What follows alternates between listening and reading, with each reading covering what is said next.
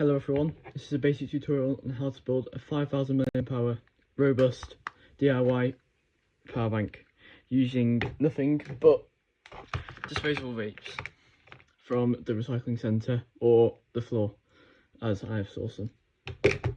Now, quick warning, these are disposable vapes. These are not really meant to be tampered with, and doing so in this tutorial may result in bodily harm. So do not try this at home unless you are experienced with electronics. Now, moving on. So let's get onto the diagram, the schematic, what we'll be using. So here is our 5000 mAh battery, which will be taking up most of the room of the power bank. Then we have the main circuit board, as seen here, based around the SFE FM5324. See that in that little microchip. Got the 4 LEDs indicating power and how much capacity is left. See there. And then we've got the switch powering it all and checking if it works or not. It's very simple, only 4 wires. The blue is the negative wires, so negative to the battery and the positive, and then 1 negative to switch and the K switch. Switch on and off the LEDs and switch on and off the power if need be. So let's begin. So to begin, we will be using these M3 embedded screw holes and the 3D printed case I printed off and designed myself. This will be in the link in the description in the future, and possibly even be selling it in the future. So to begin, we need to use a soldering iron with the shortened tip. That's from an old soldering iron tip that's no longer useful. And then we are going to basically just fit them in until they are roughly into the hole, and then pull out without melting the rest of the plastic, hopefully. So let's begin with that. You were always there in my dreams. The other night I saw you. If I told you where, you wouldn't believe me. The other night I saw you. You were always there.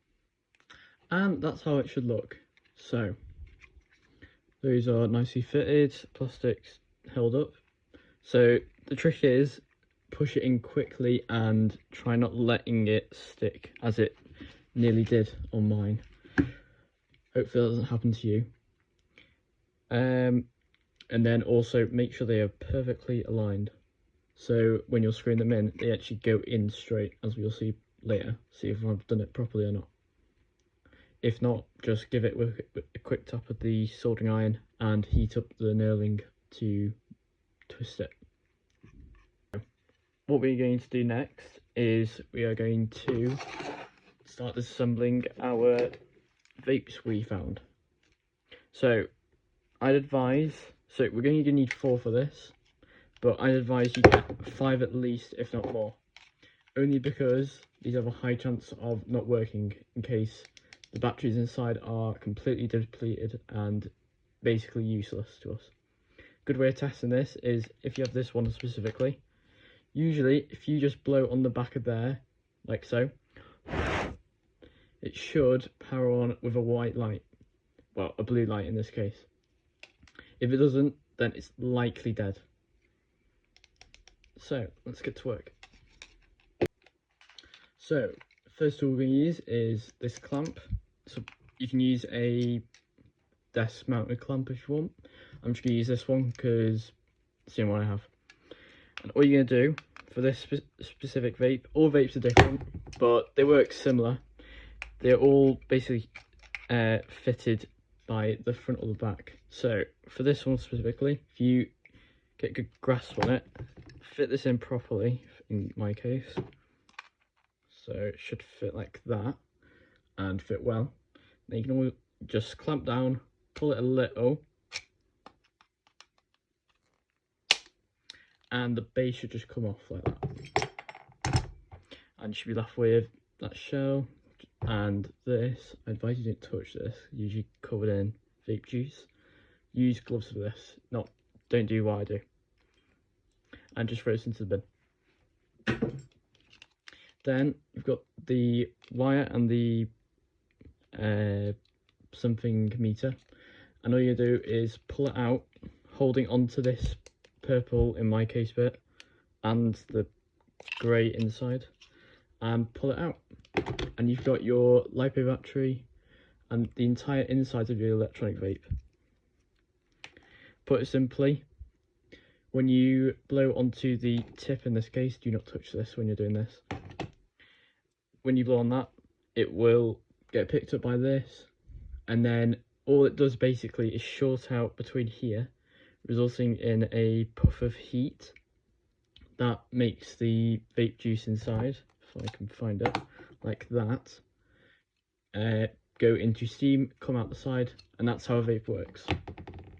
In this case, these are LiPo batteries, rechargeable ones, and should be roughly, actually you can probably see there, 5.18 watt hours, which for this kind of battery is roughly 1400 milliamps. Keep in mind these are turbo batteries, so this power bank is technically nearly 6,000 milliamp hours, but because of the deteriorated life, I'd expect between 5,000 and just below that. Still viable though. So once you've got that, all you need to do, grab a soldering iron and melt off both those tips. That's probably the best way of doing this. Or you can use clippers and just clip it off. So let's do that.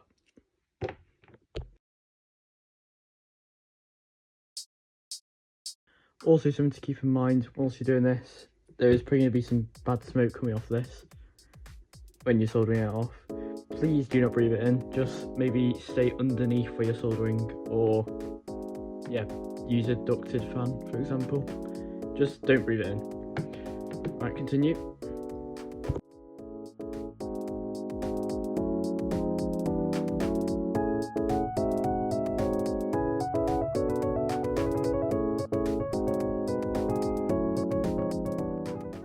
And there we have it. So we have 4 lithium-ion batteries totaling 5600 milliamp hours, and then we have all these wires here. Now if you're cheap like me, you're not going to throw these away, you're actually going to store them, because you might want to use them for the power bank when we're wiring it up. These are thin, so not pushing very much power through them at best, but that should actually work in our favour, because this might act as a potential fuse in case it short circuits. Very useful when you're using DIY stuff. So you can do this, but in my case I'm going to use some copper tape. That's what I'm going to use as the bus bar for these vapes in one big go, like that, as we can see. So that's what we're going to do next. So let's begin by trimming down the copper. Actually, no, scrap that. We need to be safe first. So we're going to be using my trusty digital multimeter, pretty cheap, £4 on AliExpress. Viable solution, does work. So before wiring these up in parallel, you want to make sure they are a similar voltage. Shouldn't be too specific, because the reason why I want to try this is in case A, if they're dead, if you haven't tested them beforehand, which is why I tell you to get an extra vape exo. Also, in case the voltages are, say, one is like fully charged and one is basically not working, you need to make sure that they are similar enough voltage. So you see, the other one before was about 3.3, this is 3.4, that will be fine. Let's see. Now we're getting 2.6, that might be a dead battery. If this was me, I would not be using that. It might be just my multimeter though. No, right. This battery, it's not safe to use. So the minimum voltage lithium ion can be is 2.8 volts. If you go below that, then it is permanently degraded and possibly could explode. That's why you test it before. So I'm going to have to disassemble another one. But another thing is, if it's completely wrong voltage, completely different, say one's fully charged and one's fully discharged, they're going to want to charge each other to the same voltage during a bus bar. Now, luckily these are all very similar, but say this one, not which is the dead one, but say it's 4.2 volts. If I connect this to these batteries here, they're all going to try and charge each other to roughly 3.8 volts. But that's going to make a lot of heat. Possibly these will explode. Which is why, if you can, if they're all a different voltage, you might want to pick up this. This is just a cheap toy lithium ion battery charger, I guess. This will work fine. Just solder up the connectors together, and then you can just connect them in parallel. You might have to discharge it a little for this little thing to work, the little charging module to work, but it is the safest solution. So I'm gonna have to assemble another vape. Be a second. So right, got my other battery. See if this one will work. Hopefully. Is it high enough voltage? Yes, it is. Just about. Right. So next up is now cutting the bus bar together into one solid strip, one for the positive and one for the bottom. So let's deal with that.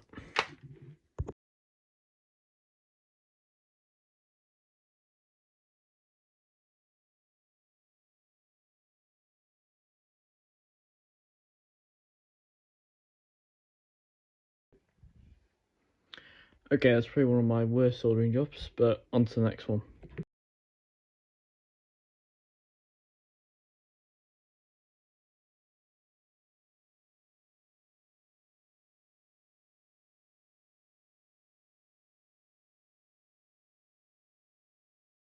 Right, that's good enough.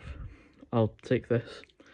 So, here we have our bus barred battery. This is two-sided, technically.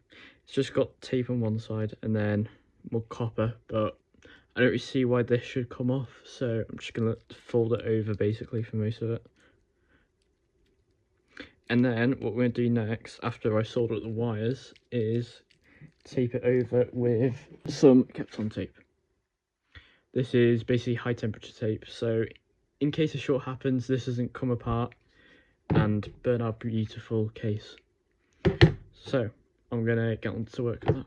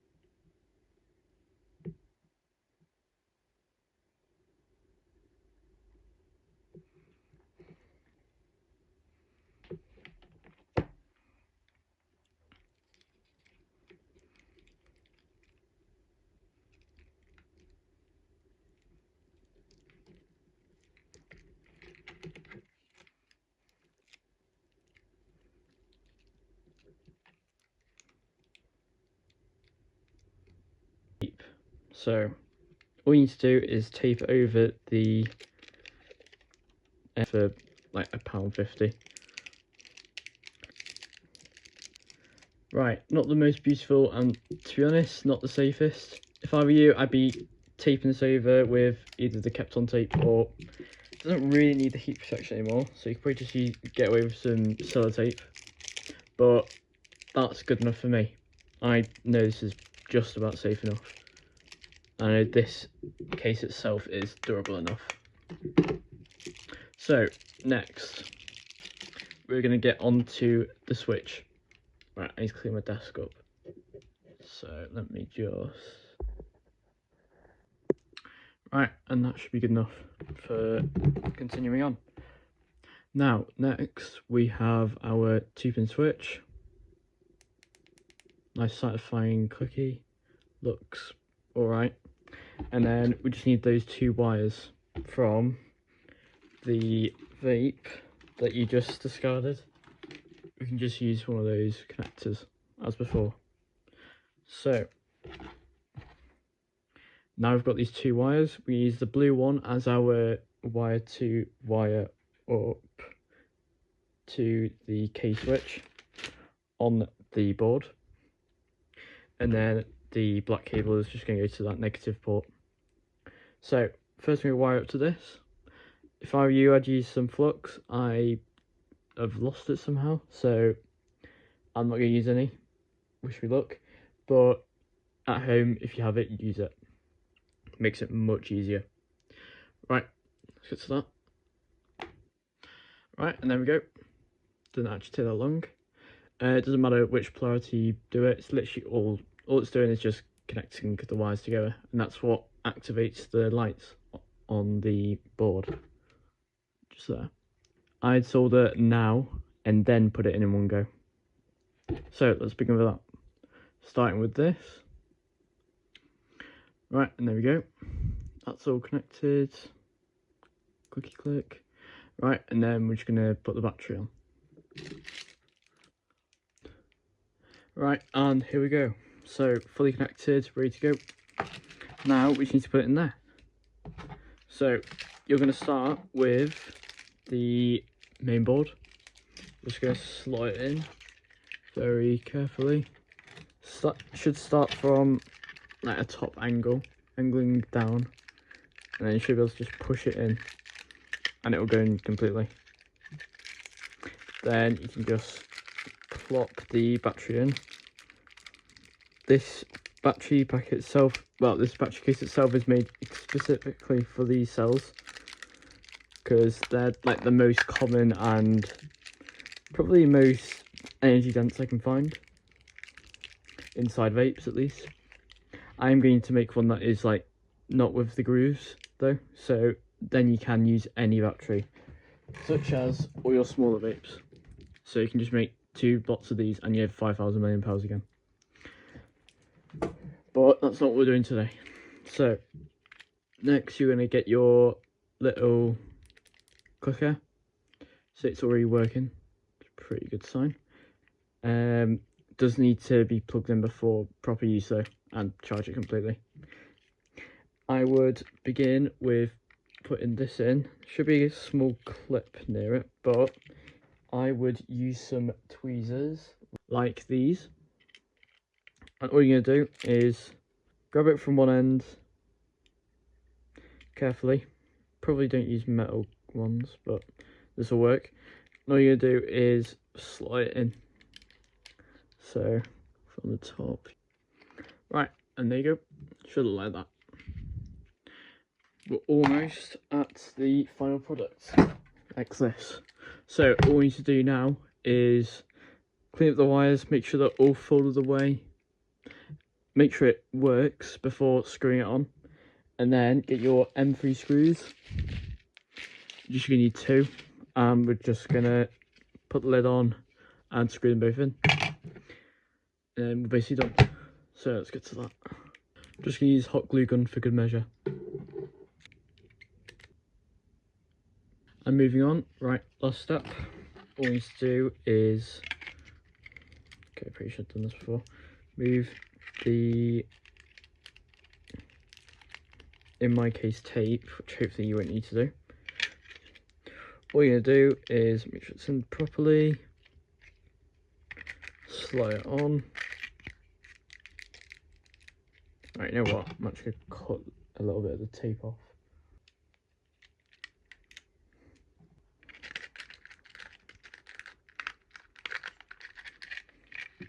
Right, and then all you're going to do is slot from the back in and then press down.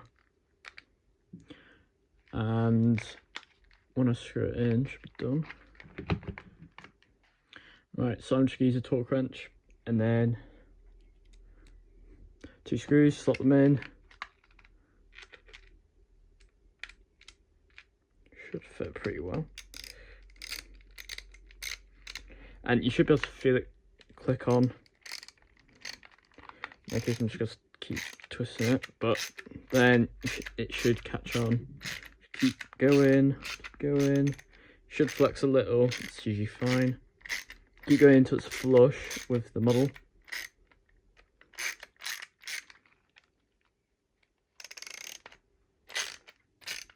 Yep, and that's in securely. Just gonna do the other one for good measure as well.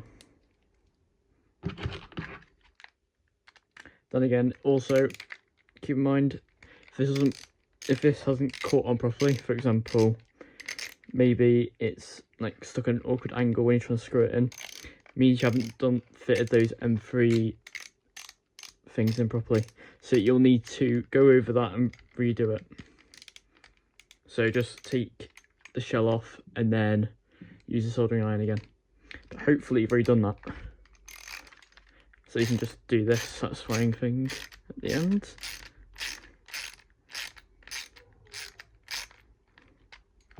And there you have it. So let's just plug it in really quick. Got our USB-C cable, plug into the top slot. And if I plug in the power supply,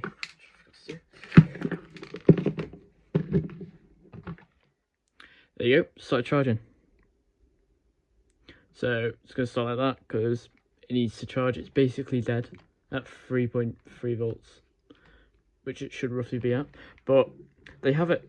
So DIY power bank. This took me about half an hour, not including printing time with the case. But I reckon you can do it quicker, especially I can, if I'm not talking to you guys. I will be adding many variations of this model, not just for a single type of vape. I'll make it so you can use, say, 10 of the smaller ones, 500 milliamp hours these are, rather than the 1400. And you can just put them in there roughly. So yeah, I'll make all the models available. The board itself only costs around 40p each, 50p individually, and I got these in a pack of 10 for 40p each, roughly. Very useful. So in total, this only cost me about £1 in parts, including if you're building 10 of these, which is what I'm eventually going to be doing. Just a bag of M3 screws, M3 fittings, kept on tape, kind of optional, but you can also use the copper strip as well. You could just use the wires that you got from this, but very affordable, very durable, as I've tested, mountain biking, etc, etc. And thank you very much for watching.